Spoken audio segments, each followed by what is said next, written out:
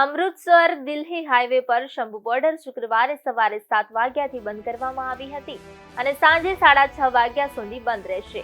કોમી ઇન્સાફ મોરચા અને ખેડૂત સંગઠનો દ્વારા શંભુ બેરિયરથી વિરોધ પૂછની જાહેરાત બાદ પંજાબ અને હરિયાણા વહીવટી તંત્રને આ નિર્ણય લીધો છે.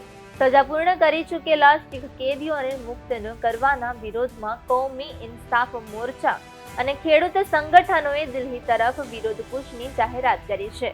આમાં દિલ્હીના ગુરુદ્વારા સાહિબમાં પ્રાર્થના કરવાનો કાર્યક્રમ પણ સામેલ છે. જો કે આ વિરોધ પૂછ માટે વહીવટી તંત્ર દ્વારા કોઈ પરવાનગી આપવામાં આવી નથી. કોમી ઇન્સાફ મોરચા અને અન્ય ખેડૂત સંગઠનોના સભ્યો આજે સવારે શંભુ બોર્ડર પર ભેગા થશે અને ત્યાંથી દિલ્હી તરફ કૂચ કરવાની યોજના બનાવી રહ્યા છે.